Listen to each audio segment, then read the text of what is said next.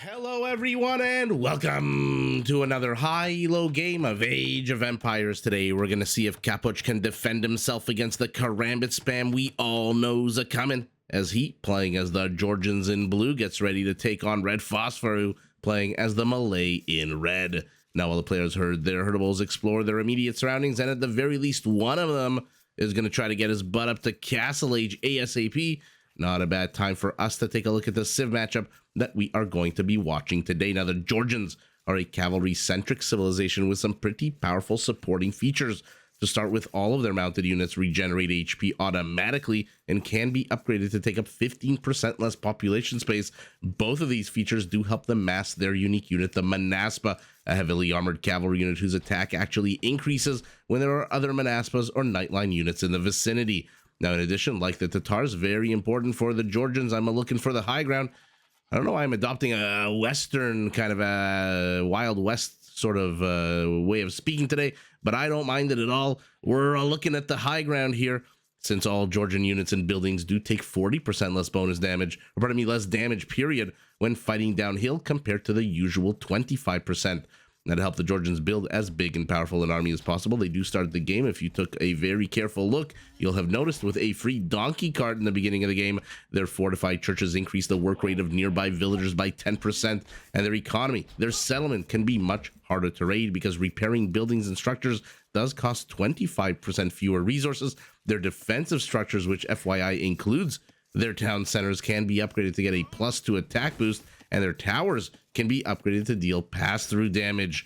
Now, all of that is fantastic news when you know there's going to be something heading your way, something fast, something light on its feet, and something that can cause a lot of damage. I am referring to the classic redphosphoru karambit spam, which he uses with the civilization that we like to call the Malay. Primarily a naval civilization, but one that comes with a few late-game land features that are incredibly powerful. To start with, their battle elephants become cheaper and cheaper as the game goes on. 25% in Castle, 35% cheaper in Imperial.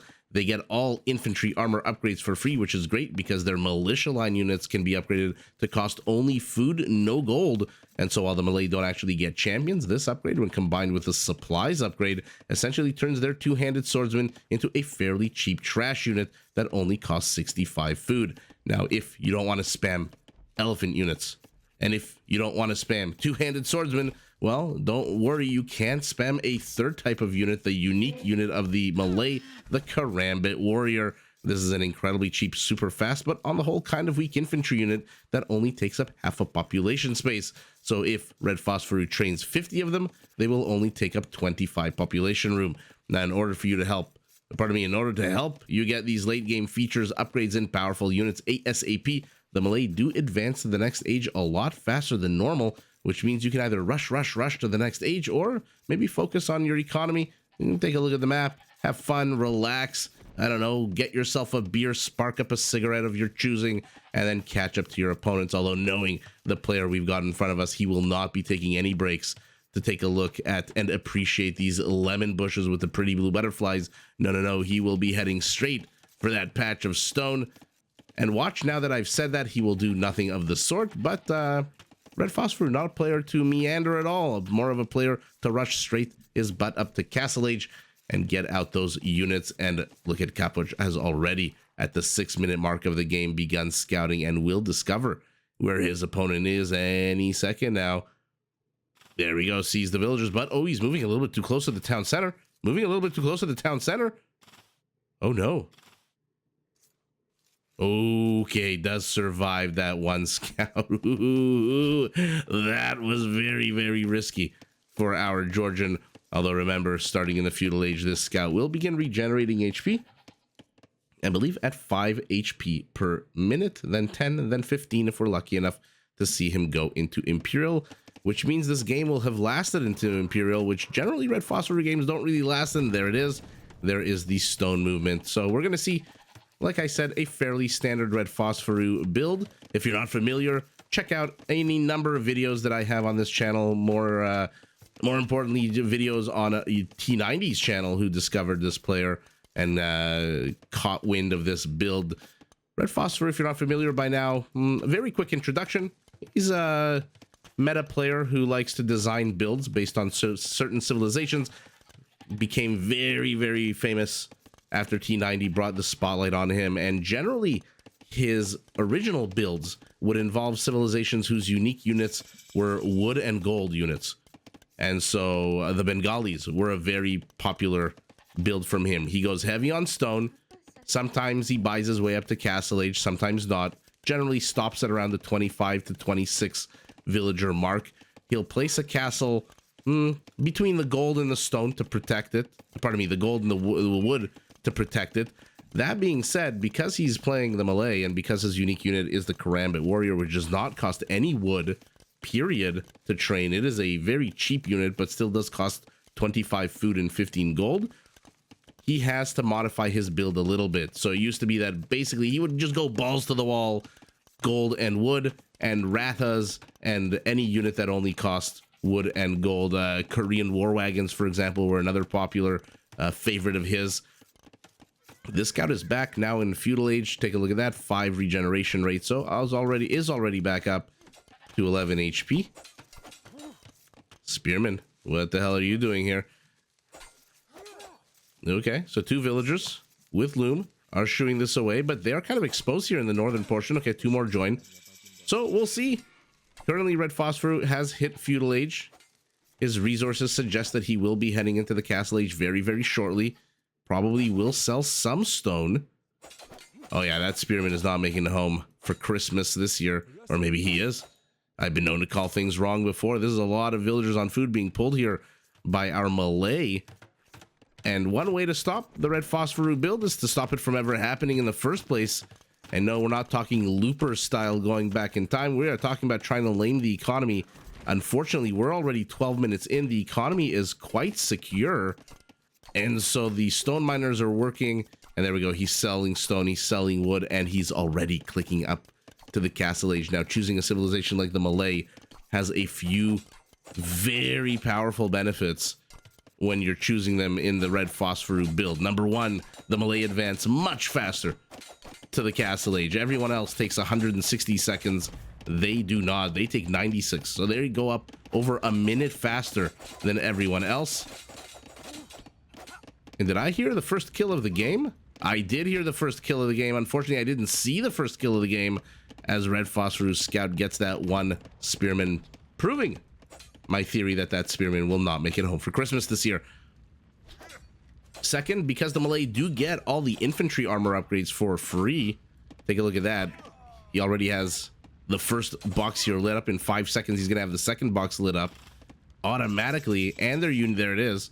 And their unique unit is an infantry unit that's super duper cheap.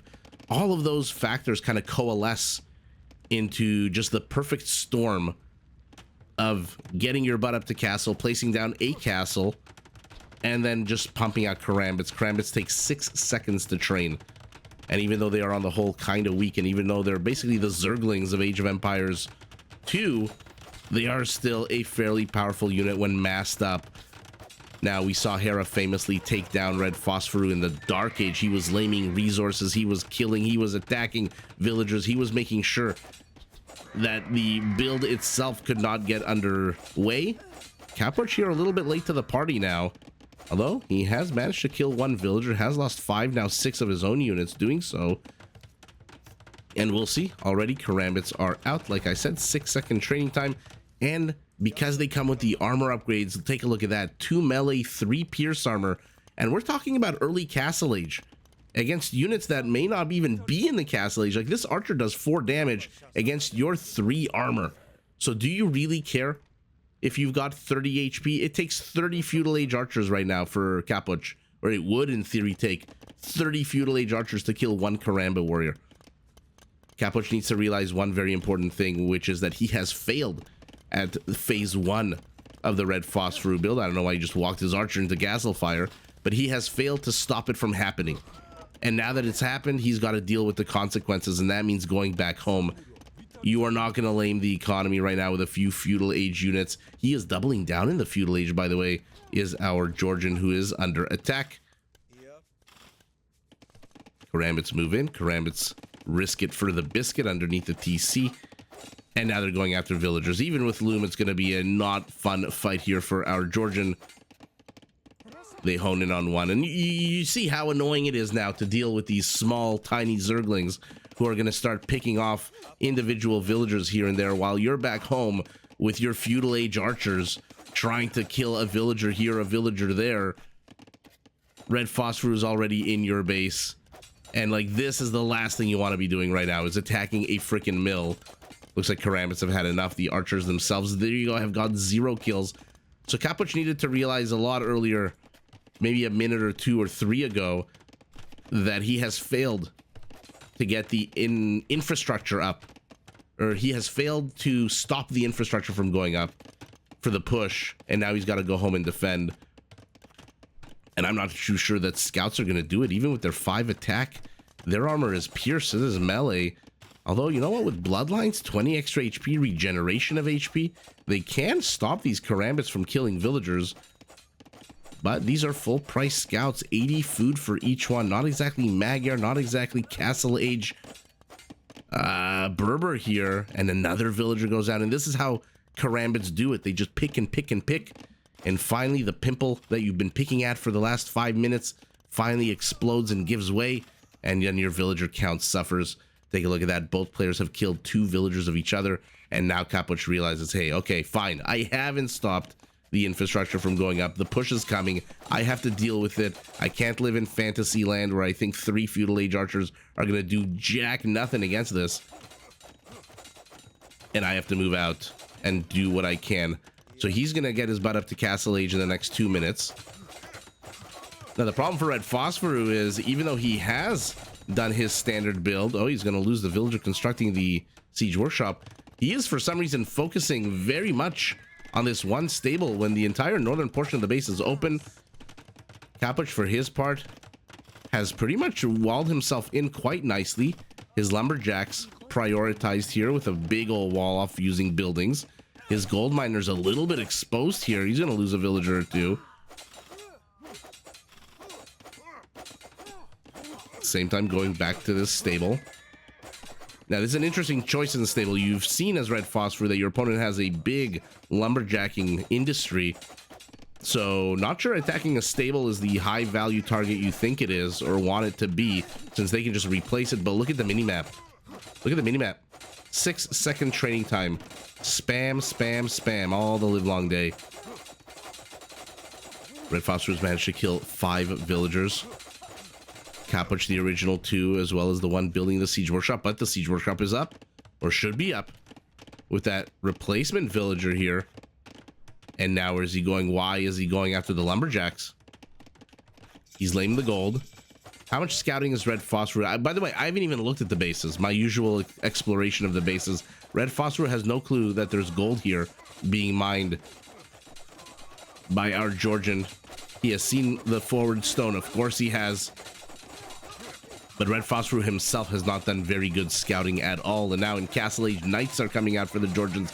Knights that regenerate HP. Knights that now have 120 HP and 3/3 armor. The redphosphoru build, generally no armor upgrades. You invest every single morsel of food, every single ounce of gold, every Krugerrand that you have into your units. And that's why a civilization like the Malay, like I was mentioning, with the free upgrades, is pretty darn good. Okay. Again, I'm a little concerned for redphosphoru about the choice of targets here. Why is he targeting the market? He right now should realize, hey, you don't have gold, but you have knights?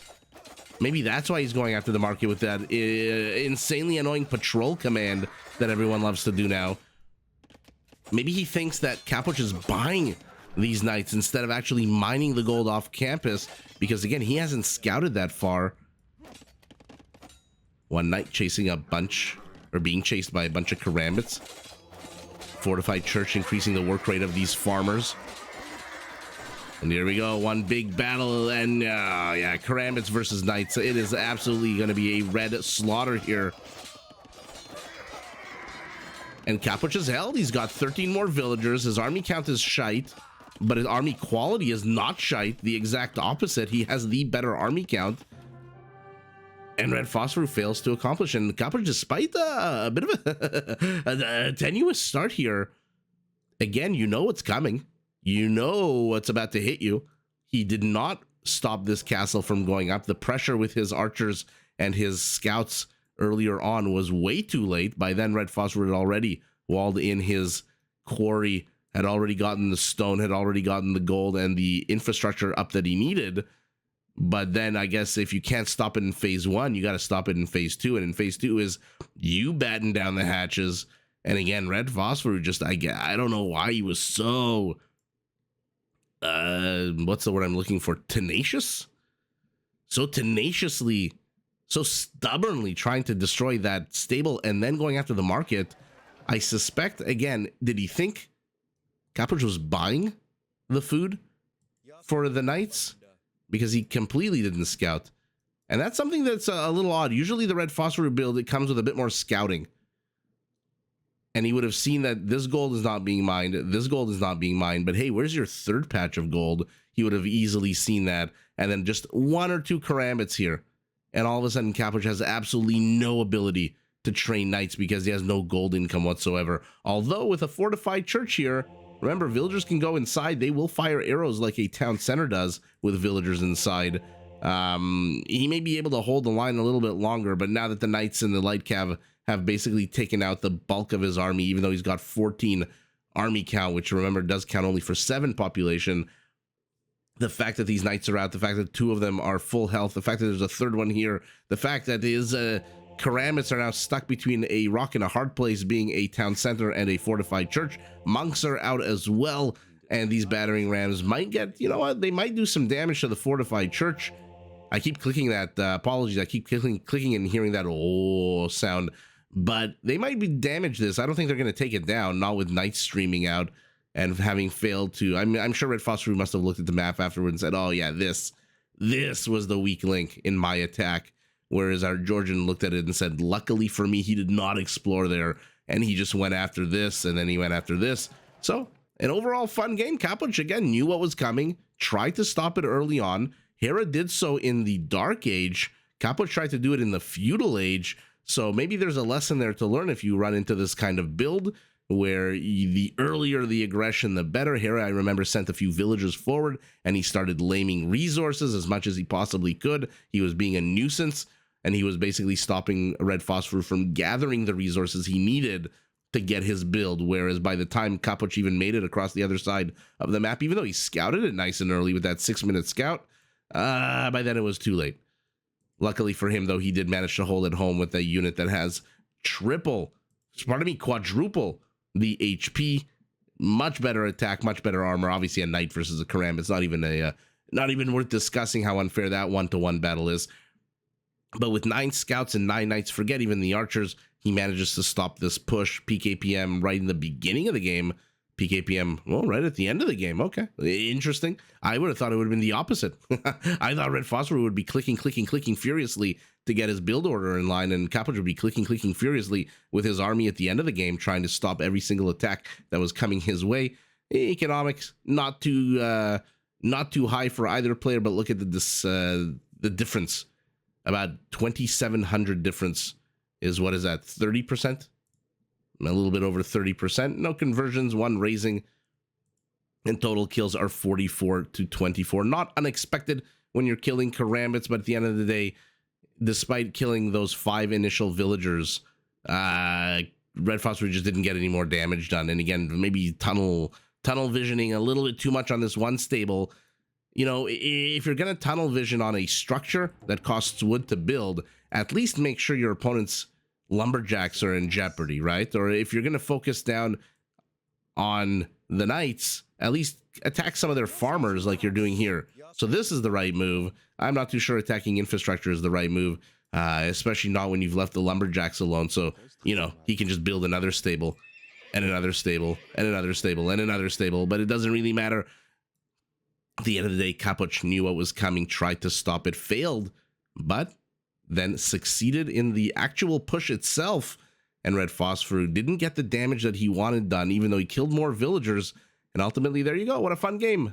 So if you're ever playing against a redphosphoru build or a player that mimics redphosphoru, pick yourself a nice cavalry civilization, maybe something that has cheaper stable units, or maybe something that's a civ that's incredibly powerful in the Dark Age, and then you can try to pull a Hera and stop this player, or this play style, I should be more specific, from getting up and running. But in this case, Capoch held the line against the push, took a nice little battle here where he slaughtered the majority of redphosphoru's army, and with that, he takes the W. But GG in a short but fun instructional game to both players.